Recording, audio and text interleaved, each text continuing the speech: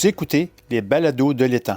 Les balados de l'étang présentent Mon frérot trisomique, entrevue avec Robert Poirier, animé par Mario Gagnon. Bonjour et bienvenue au balado de l'étang. Aujourd'hui, nous avons le plaisir de recevoir Robert Poirier. Bonjour Robert. Bonjour. Puis merci encore une fois d'avoir accepté mon invitation. Mon plaisir. Dis-moi Robert, tu me parles souvent de ton frère trisomique, Michael. Puis tu me parles souvent de ton implication pour s'assurer de son bien-être. Mais peux-tu me parler brièvement de sa condition? Michael est trisomique.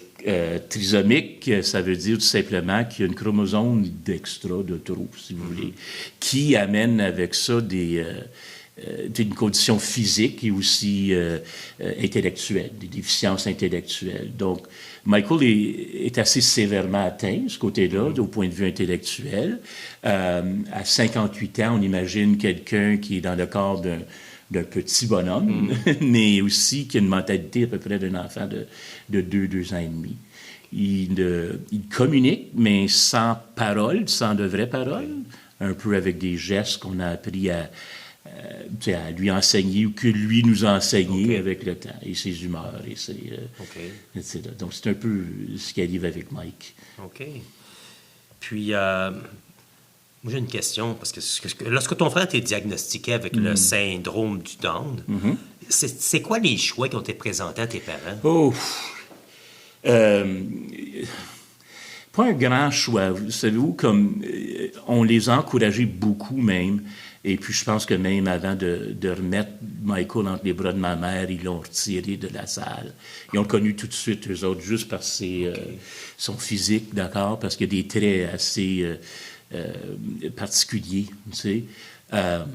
Et puis, on les encourageait de ne pas l'amener à la maison et de ne pas même le prendre dans ses bras parce qu'il ne fallait pas s'attacher et que la meilleure place pour eux. Puis, Michael était le 7e d'une famille de 6, rappelez-vous. Donc, pour eux autres et pour la meilleure situation pour mes parents, peut-être moins pour Michael, c'était de l'amener en institution. Puis à cette époque-là, l'institution la plus près était à Smith Falls. Ouais, mais pour ma mère et mon père, il n'y en était pas question du tout. Donc, ma mère a dit « Amène-moi l'enfant ». Il y avait aussi des difficultés physiques. Okay. Donc, il a dû rester à l'hôpital, à un incubateur pendant quelques semaines. Je me rappelle bien, peut-être quelques jours, en tout cas. Donc, on leur a dit, écoute, de toute façon, si vous l'amenez à la maison, dans quelques mois, vous allez le trouver peut-être dans sa couchette morte. Mais 58 ans plus tard, il est encore là. Et il avait prouvé au médecin qu'il avait tort, puis c'est un combattant. C'est un combattant, oui, absolument. Mais peux-tu me décrire un peu comment c'était de vivre avec ton frère Michael à une époque où on encourageait justement les familles à les placer, ces gens-là, en institution? Grand courage de la part de mes parents, je pense. Et puis par ça aussi, ils nous ont vraiment encouragés. Peut-être pas encouragés. Je pense que c'était juste de nature. On était une grosse famille francophone, unie, là, tu sais. Puis on s'est tous pris en main. C'était notre petit frère, notre petit frère là, aussi, tu sais, parce que il y avait il était longtemps avant de marcher, il était longtemps avant d'atteindre, tu sais, des échelons, là, tu sais, qu'un enfant normal, manque d'expression. Soi-disant normal. Exactement. Oui. Tu sais, il pouvait arriver. Donc, nous autres, on se faisait le plaisir de regarder, de faire de la lutte avec, en grandissant, parce qu'il était tout petit, puis on était capable de l'élever, puis donc, même encore aujourd'hui, à 58 ans, quand on va le visiter, là, on joue à la lutte un peu. Tu sais, donc, pour nous autres, c'était normal, c'était notre normal, voyez-vous. Mes parents ne s'empêchaient pas de l'amener et de le faire participer à la messe, par exemple. On allait la grande famille à la messe. On s'assoyait des fois à l'arrière là, pour pas qu'il dérange trop en vieillissant. On l'amenait, on le sortait aux rencontres familiales, on ne l'a jamais caché. Donc, pour nous autres, c'était... Je ne sais pas, c'était pour nous un don. tu sais, comme dans notre famille. De petits frérots. Un petit frérot, c'est ça. Puis, mais comment est-ce qu'elle a été reçue dans la communauté? La communauté, c'est assez intéressant. Premièrement, je voudrais que je vous raconte il y a une couple d'anecdotes que je pourrais vous rencontrer. Bien, lorsque Michael est revenu à la maison, il y avait apparemment que commère dans le village ou dans le petit village, dans la paroisse. Puis ça serait venu à l'oreille de ma grand-mère. Ou quelqu'un lui aurait dit, je sais pas trop, que telle madame m'aurait dit, ma mère c'est Diana, elle dit, attendez que vous voyez le petit monstre ou le petit singe, je ne me rappelle plus des mots exacts, que Diana a ramené chez eux. D'accord? Mais l'histoire familiale nous dit que cette madame-là passait par chez nous un moment donné, en avant de la porte. Ma grand-mère est sortie, elle dit, toi, viens ici. Puis elle a pris la madame par le bras, elle est rentrée, elle a dit, je vais te montrer notre petit monstre. Oh! Puis la madame était complètement émue, parce qu'il n'y a rien d'un monstre. Hein. Il a l'air d'un ange, surtout petit. Là. Il avait des yeux bleus, les yeux bruns, c'est-à-dire mais les cheveux blonds, etc. Donc après ça, je pense que, je sais pas, on n'était pas gênés, on sortait, et puis lorsqu'il il est devenu, lui, un personnage, si tu veux, comme il y en avait plusieurs personnages dans notre milieu, là, de la paroisse de chez nous. Donc, je pense qu'à la fin, les gens admiraient le courage, mais pour mes parents, c'était pas une question de courage, c'était une question de...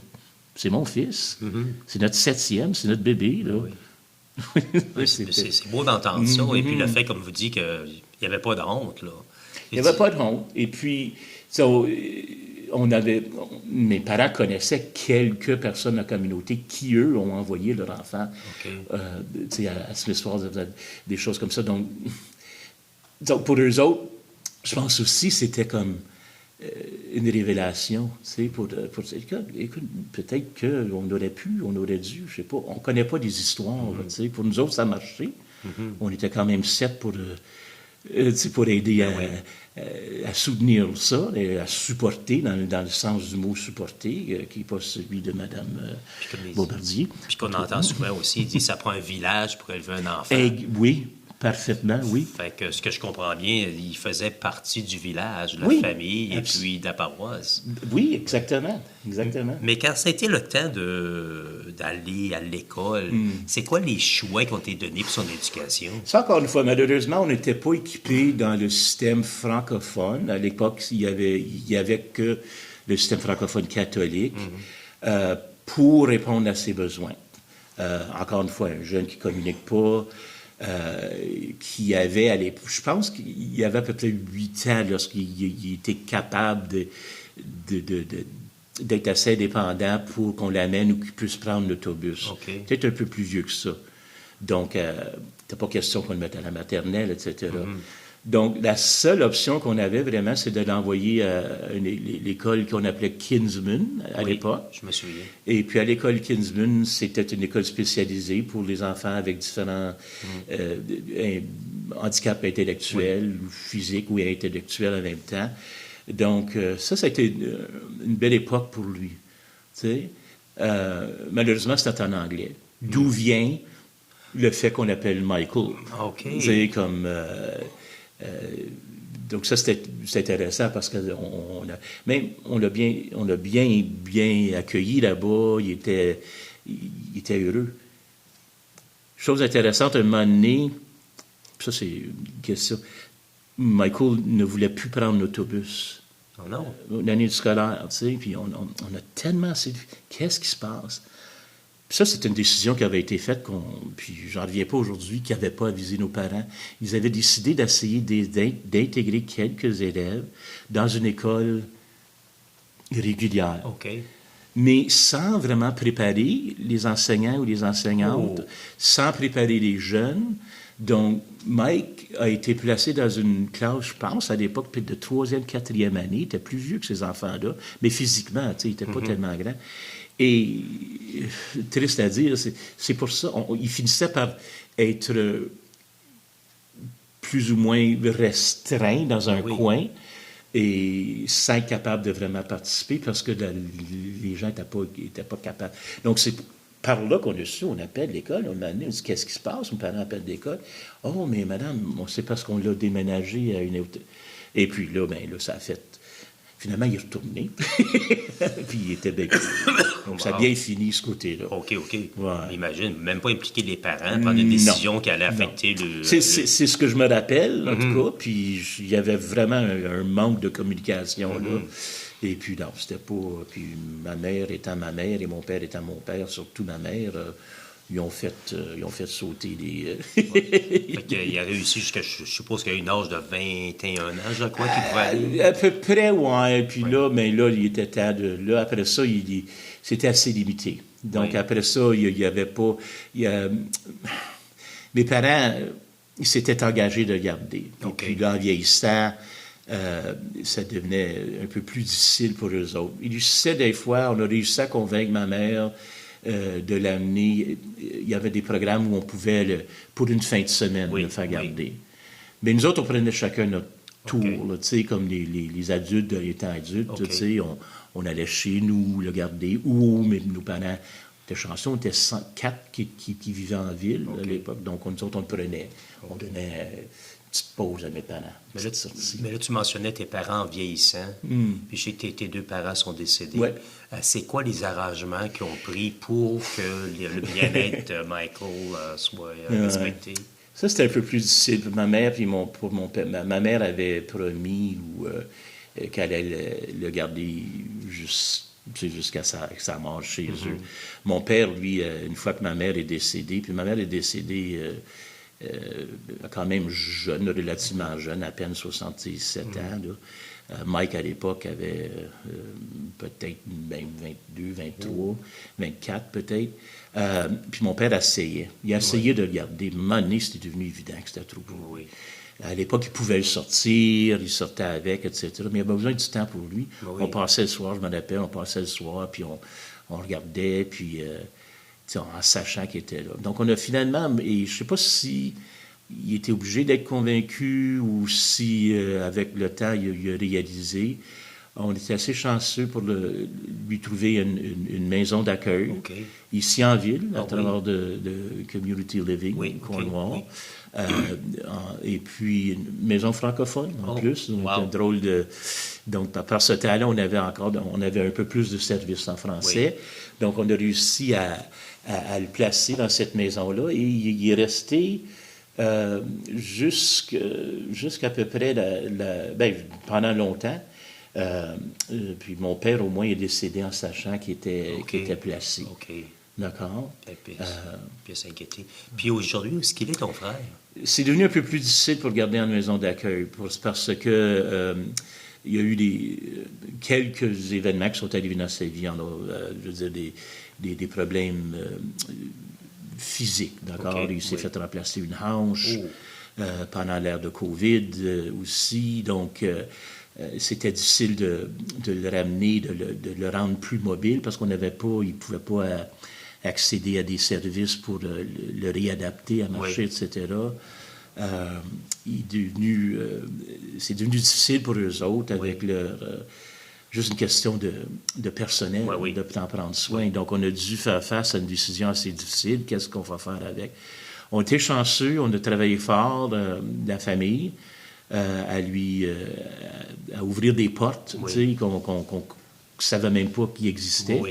Et puis, je pense qu'on peut souvent...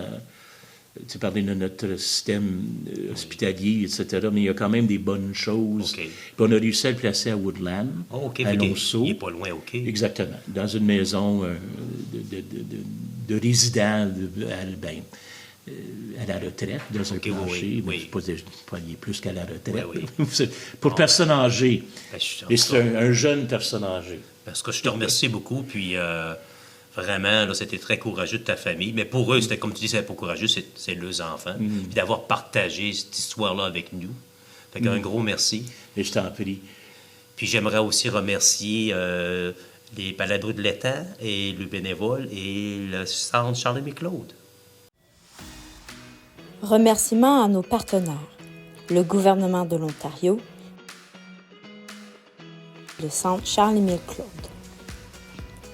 Avec l'aimable participation de nos bénévoles, Hélène Pagéiel, Mario Gagnon, Joanne Berger, Henri Michaud, Jean-Guy Pepin et José Martin.